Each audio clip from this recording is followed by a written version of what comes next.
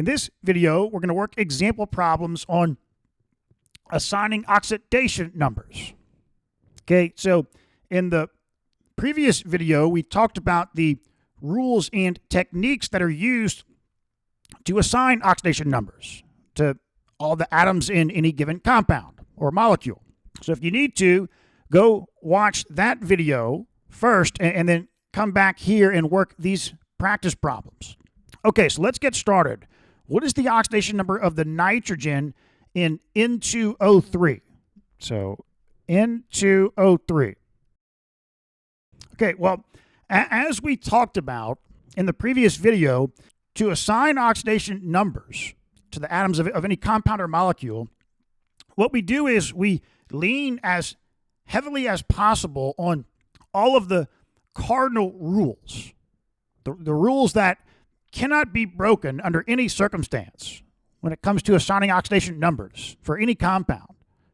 We lean as heavily as possible as we can on these rules in order to constrain the system we're dealing with as much as possible, which will then allow us to solve for oxidation numbers on certain atoms that can have multiple potential oxidation states depending on the compound, like nitrogen, for example.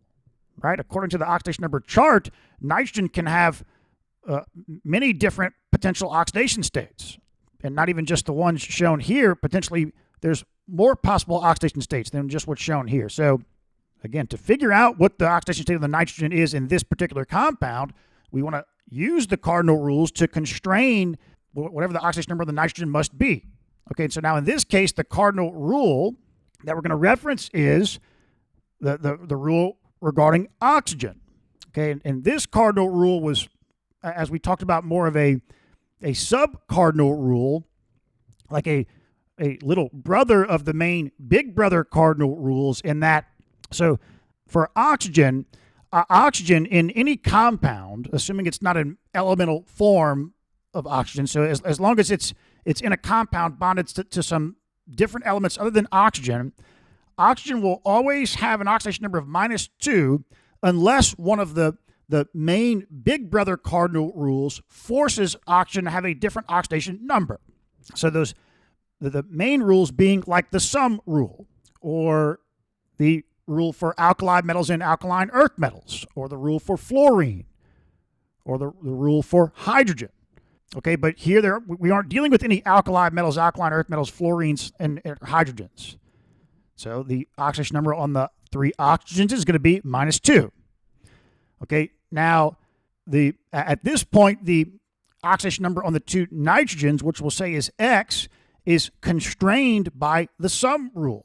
The sum rule is going to dictate what the oxidation numbers on these 2 nitrogens must be, because the sum rule is a cardinal rule. It cannot be violated under any circumstance. So since this entire compound is neutral, so that the charge is 0, then we say, okay, X plus X, 2X, then plus 3 times -2 must equal 0. So 2X minus 6. So X is equal to plus 3. And there we go. There's the oxidation number on the 2 nitrogens.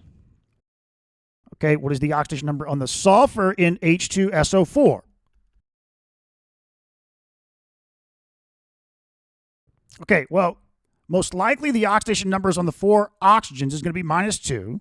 Okay, but we do have hydrogens here, to where we can think about, well, is the cardinal rule, big brother cardinal rule for hydrogen, could that force oxygen to have a different oxidation number? But that's not going to be the case, because we have this sulfur here. It's only the case where oxygen gets forced to take on an oxidation number other than -2 if you have a compound that only involves hydrogen and oxygen, for example. Or it's like an elemental form of oxygen, to where, like O2 minus, to where the sum rule is going to dictate that perhaps the oxidation number on these 2 oxygens is different than -2. But here we can have a cardinal rule obeyed for hydrogen as well as for oxygen, and then the sulfur can just take on whatever oxidation number it needs to take on to make sure those 2 cardinal rules are obeyed.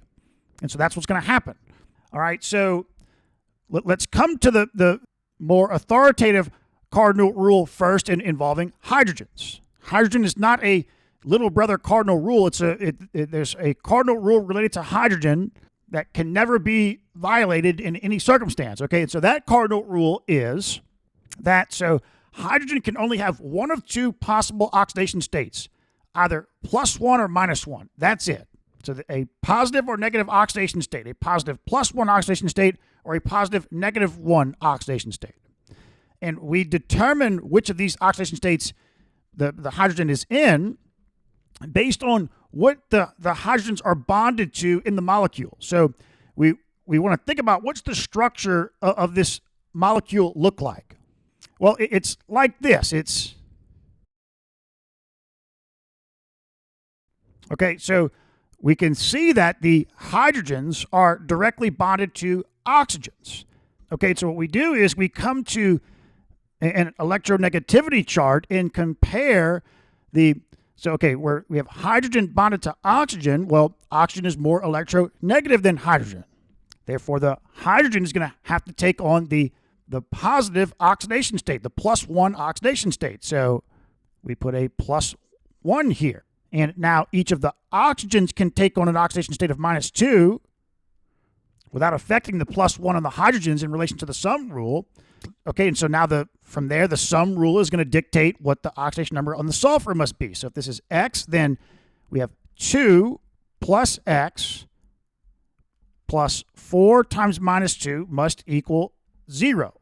The charge on this molecule is 0. So 2 plus X minus 8 must equal 0.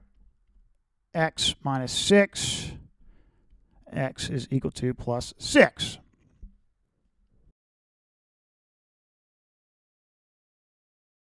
Okay, what about just carbon, a neutral carbon atom? Well, okay, this is going to have an oxidation number of 0. Because from one perspective, if we think about the sum rule, well, the net charge on this atom here is 0, so the sum of the oxidation numbers on this entire quote-unquote molecular compound must equal the net charge. So if this is X, well, then X has to be equal to 0, right?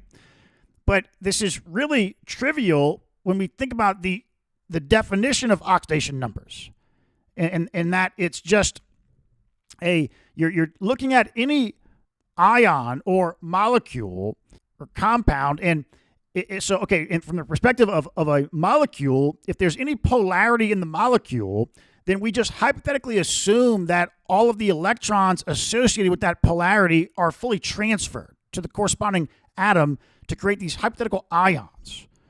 And then whatever the charge on these hypothetical ions are, that's the oxidation number. And this is just a tool. There's no physical reality to this. It's a tracking device, a tool that we use to track electrons in compounds and in chemical reactions. And so in that case, if we're trying to think about, okay, well, if there's no polarity here on this carbon atom, it's just a neutral carbon atom, well, then there is no hypothetical transfer of electrons. There's no polarity.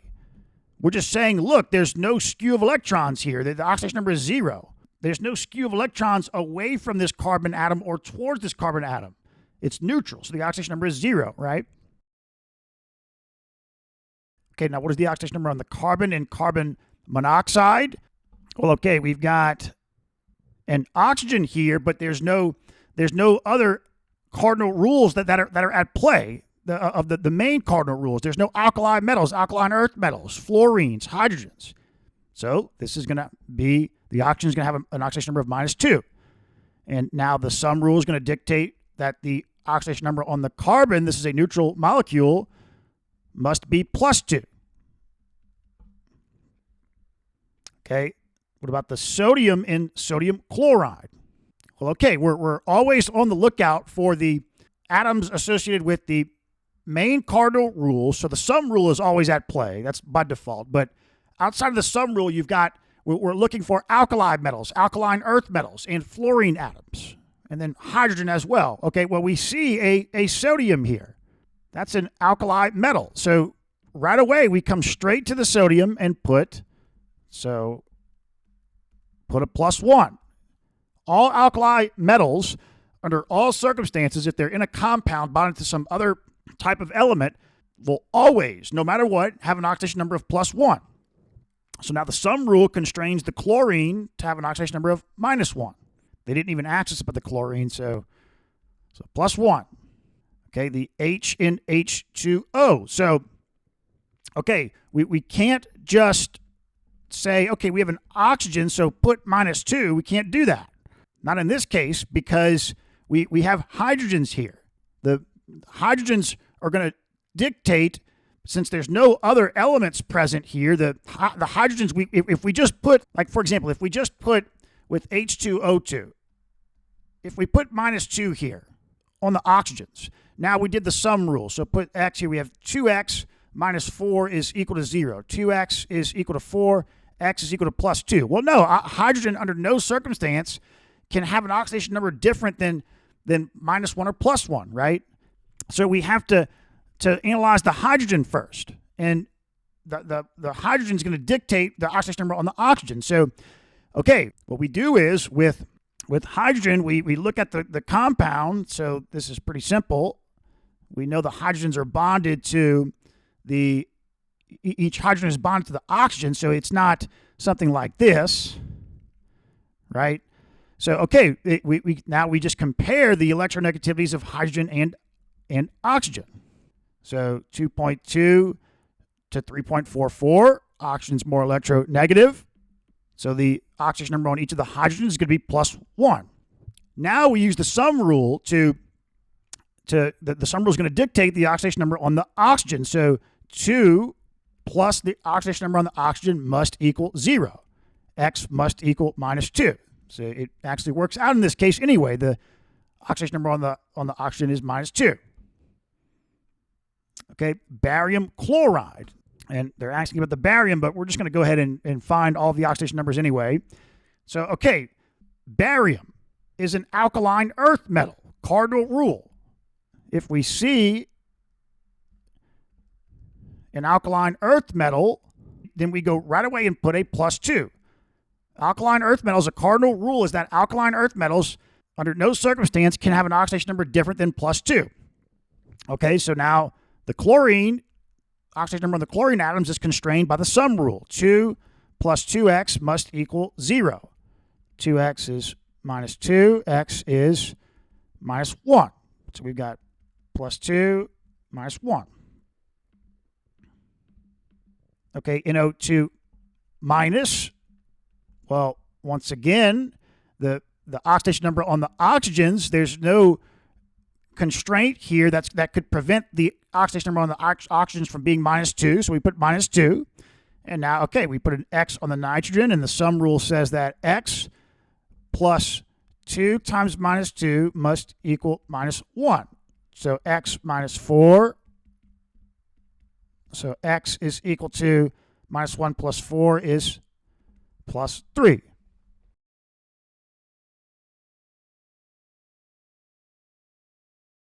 Okay, what about Al2S3?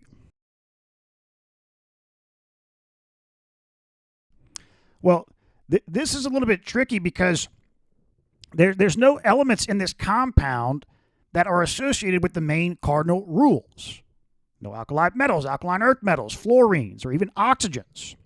But if you remember from the previous video, I mentioned how we could make statements about, so the oxidation number of aluminum being +3, as well as if you have a halogen other than fluorine, that's a halide, meaning it's in a negative oxidation state, then its oxidation number is going to be -1.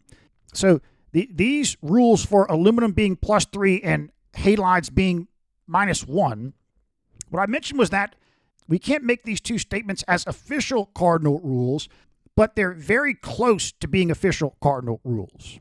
And really it was in the sense that the only time aluminum is going to have an oxidation number other than +3, or a halide other than fluorine is going to have a negative oxidation number other than -1, would be if it's forced to do something different based on one of the main cardinal rules, including oxygen being -2. And so really, if you think about it, then I could have potentially stated that this rule for aluminum and the halides is sort of a a sub-cardinal rule, sub to the oxygen cardinal rule. We can really look at it that way.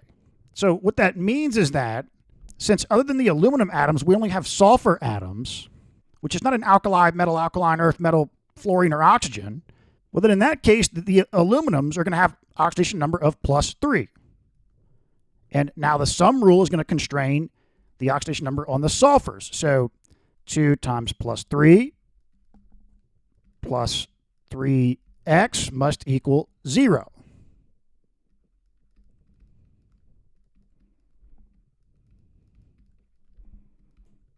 X is -2. Okay, what about HSO4 minus? Okay, well, let me draw the structure of this ion.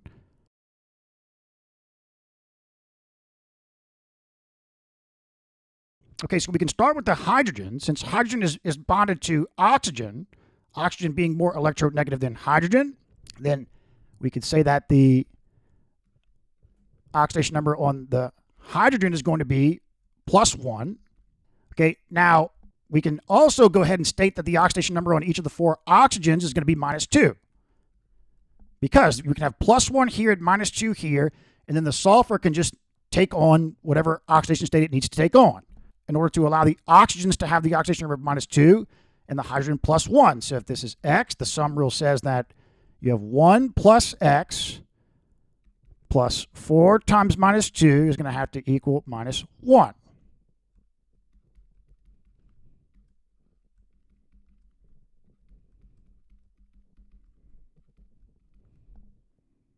-1 plus 7 is 6 plus 6. So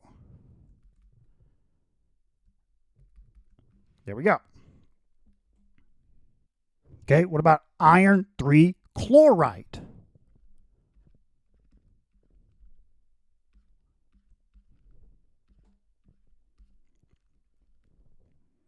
Okay, well, we can see we have an oxygen here with no other cardinal rule elements to constrain the oxygen. So we'll go ahead and put a -2 here for the 2 oxygens.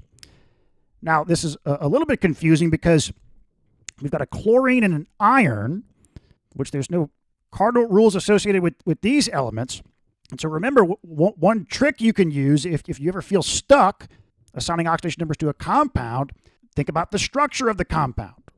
Okay, and so if we think about the structure of this compound, this is an ionic compound, a bond between Fe3 plus ions and Cl O2 minus ions.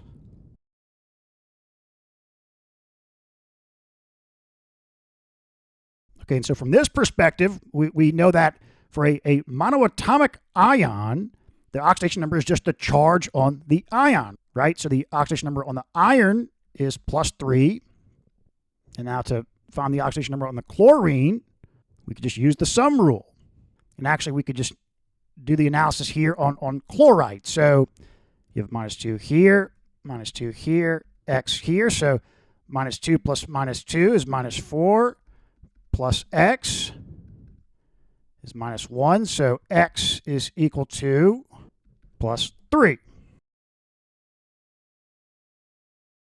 Okay, for NO3 minus, we can just go ahead and put a -2 on the oxygens, and now the sum rule is going to constrain the oxidation number on the nitrogen. So 3 times -2 plus X, so -6.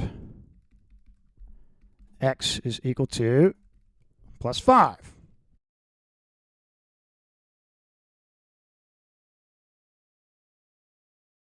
Okay, a monoatomic ion is easy, right? It's just the charge on the ion, so +2. Same here, +2. Okay, we have hydrogens bonded to carbon.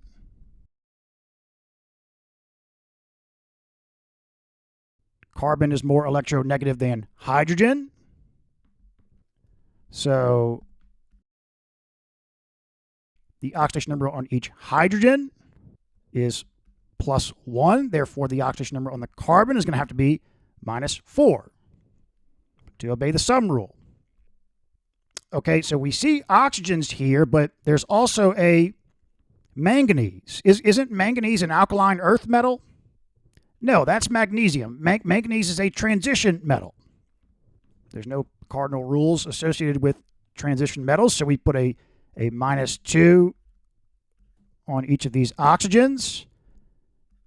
And that means that according to the sum rule, if we have X plus 2 times minus 2, this must equal 0.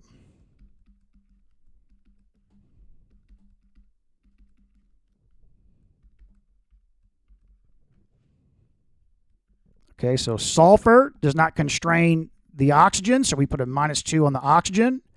Now the sum rule is going to dictate that the oxidation number on the lone sulfur atom is going to be X plus 3 times minus 2 must equal minus 2. X minus 6.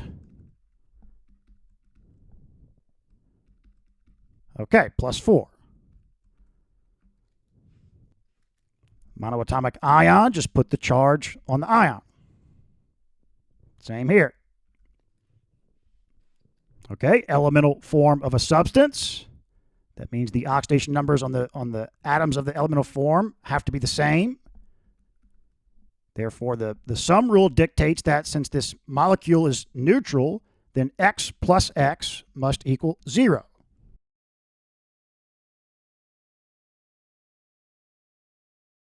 Same here. This is an elemental form, neutral elemental form. There can be no skewing of electrons. Okay, sodium is an alkali metal. So we immediately come to the sodium and put a plus 1. Now the sum rule dictates that, so 2 plus X must equal 0.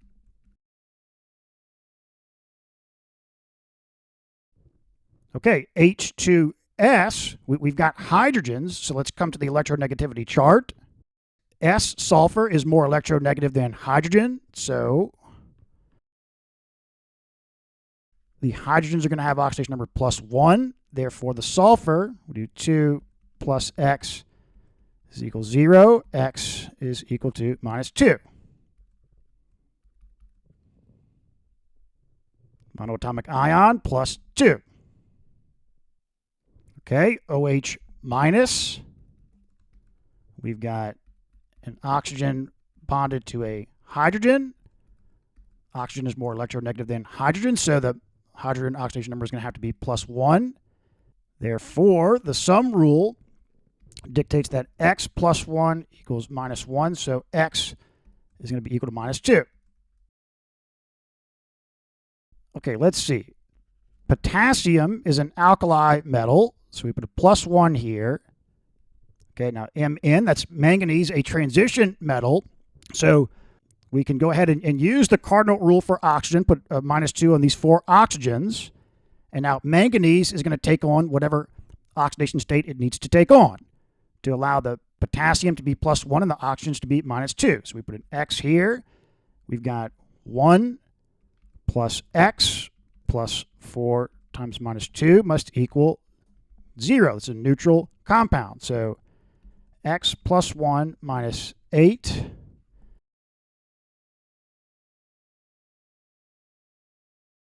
so plus 7.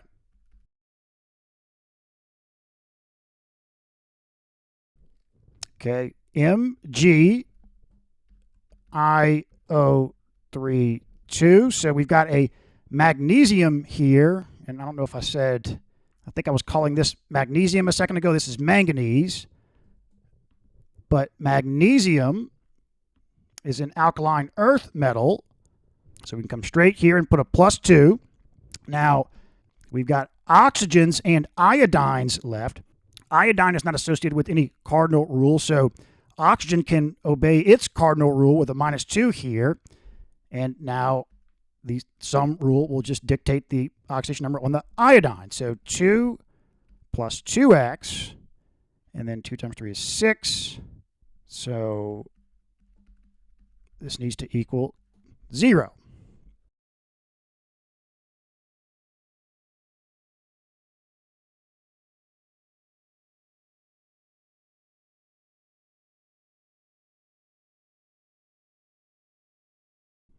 plus 5. Okay, so we've got plus 2. There we go.